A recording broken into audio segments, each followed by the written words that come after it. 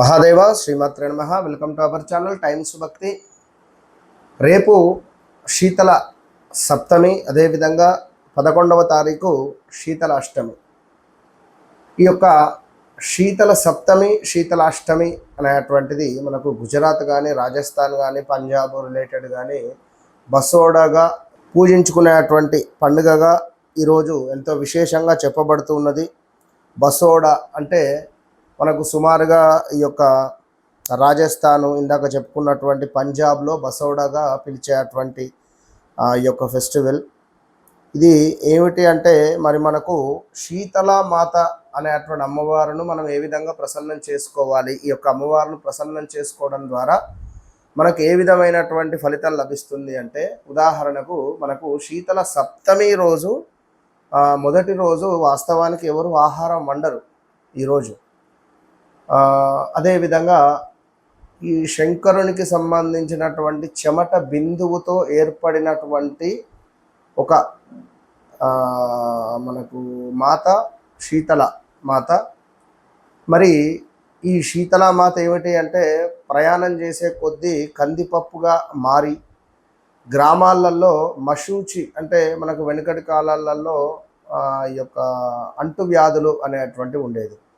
ఈ అంటువ్యాధులను ఈ అమ్మవారును పూజించితే అంటువ్యాధులు రాకుండా ఉండే విధంగా మనకు ఈ యొక్క పండుగను ఫెస్టివల్ చేసుకుంటారు. ఎందుకంటే ఈ వేసవి కాలంలో అందరికీ ఆరోగ్యాలు ఖరాబ్ అవుతాయి. అదేవిధంగా ఆగస్టులో కూడా శ్రావణ మాసం మొదట్లో కానీ, అది ఆషాఢం టు శ్రావణ మాసము, అదేవిధంగా ఇక్కడ ఈ వేసవి కాలంలో కూడా ఉగాది ముందు మనకు కొంత వెదర్ చేంజ్ అయ్యేటువంటి సందర్భాలలో విపరీతంగా బాడీలో ఇమ్యూనిటీ పవర్ తక్కువ అవ్వడం కానీ, శరీరం హీట్ అవ్వడం కానీ, కొంత ఏమైనా అంటువ్యాధులు వచ్చేటువంటి సందర్భాలు కానీ, కొంత కటిక దరిద్రాన్ని అనుభవిస్తూ ఉండేటువంటి వారు కానీ ఈ అమ్మవారిని పూజించుకోవాలి.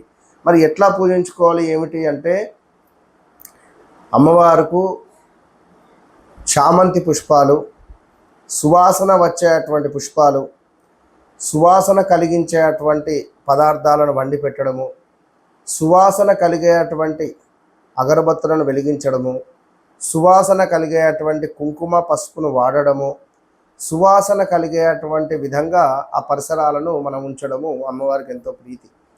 మరి ఈ విధంగా మొదటి రోజు ఆహారం వండకుండా అంతకుముందు రోజు వండినటువంటి ఆహారాన్ని పూజించి, అంటే మన దగ్గర లేదు, వారు అట్లా పాటిస్తూ ఉంటారు. ఇక శీతల అష్టమి రోజు నాడు తప్పకుండా ముందుగా పరమాన్నాన్ని అమ్మవారికి వంట చేసి వేపాకులు, కొంత పసుపు, అదేవిధంగా కర్పూరము, పచ్చకర్పూరము ఇవన్నీ తీసుకువెళ్ళి అమ్మవారికి సమర్పించి చక్కగా నూనెతో దీపారాధన చేసుకునేటువంటి వారు.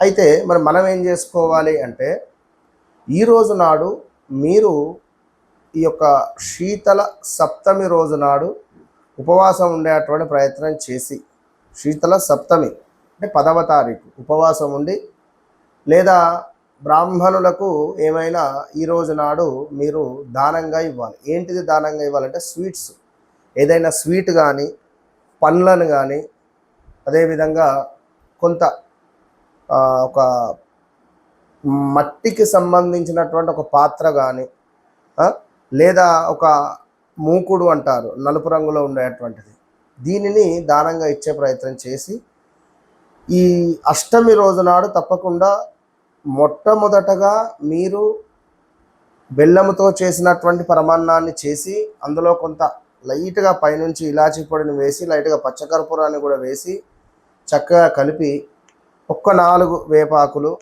అదేవిధంగా కొంత పసుపు చక్కగా కూడా తీసుకొని ఒక మట్టి కుండకు మొత్తం పసుపు రాసి చక్కగా కూడా అందులో ఆ యొక్క అన్నాన్ని పెట్టి, దానిపై ఒక మూతను పెట్టేసి, ఏదన్నా అమ్మవారికి దగ్గరలో ఉండేటువంటి గ్రామ దేవతలకు ఇంకా విశేషము లేదు అనుకుంటే ఆ విధంగా అని అనుకునేటువంటి వారు ఒక కొత్త పాత్రను తీసుకొని అందులో ఈ అన్నాన్ని పెట్టి, ఆ పాత్రతో సహా ఆ గుడికి దానం ఇచ్చేయండి.